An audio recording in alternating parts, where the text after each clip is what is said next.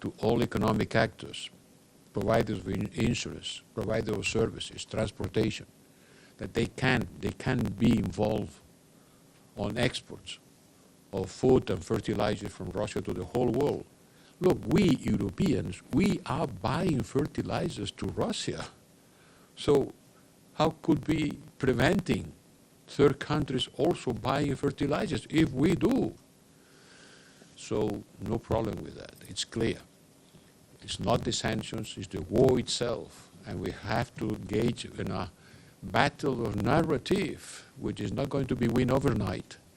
Will require a stubborn, continuous, and clever reach out to our colleagues and partners around the world. I can take more questions because I understand the situation required. Okay. Michelle Nichols, Reuters. Thank you, Mr. Borrell, for the briefing.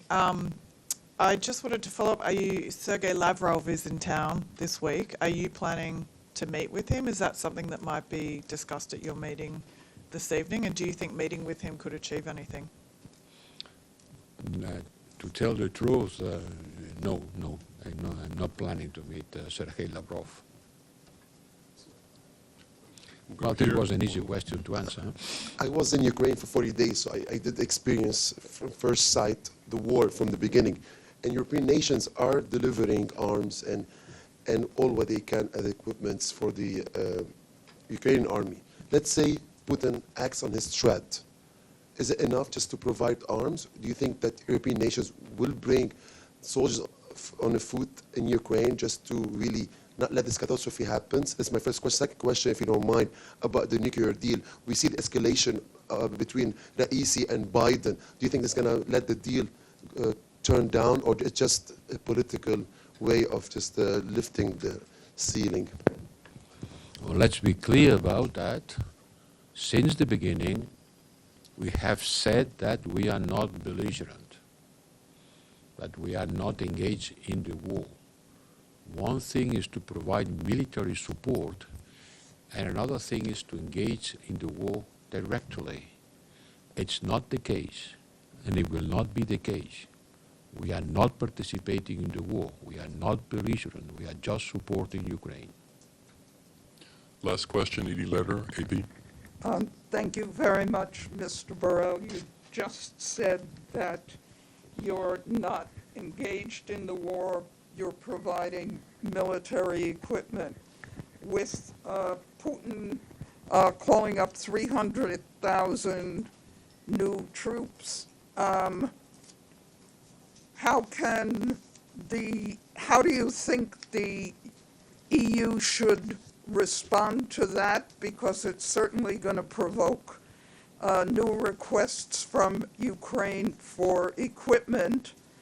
And if the Russians do take any kind of nuclear action, can they expect a response from the EU that would be perhaps demanding engagement?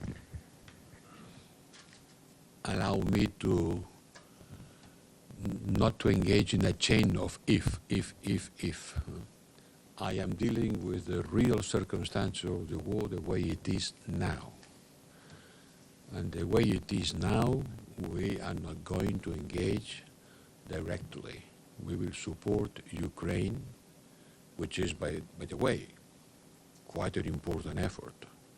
So the recipe is more of the same. More of the same. Military support, economic and individual sanctions, and diplomatic reach out with the rest of the world.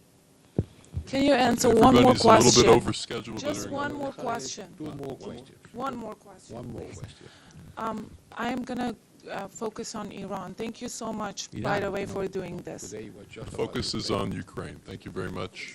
We'll take one more I question here at said everything AFP. about Ukraine yesterday, nothing new since then. You're saying the recipe is more of the same.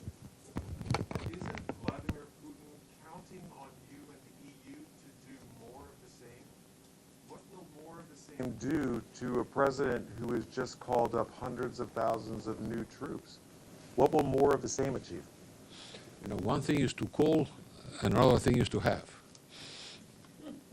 I can call a lot of things. You can call 300,000 soldiers, you will not have them tomorrow in the front line. Do you not have to do something different, take a new We approach? will continue supporting Ukraine with the military support that we can provide. I cannot say anything more. Thank you very much. No, this is it. We're a little over scheduled. He has to go to his next appointment. Thank you very much.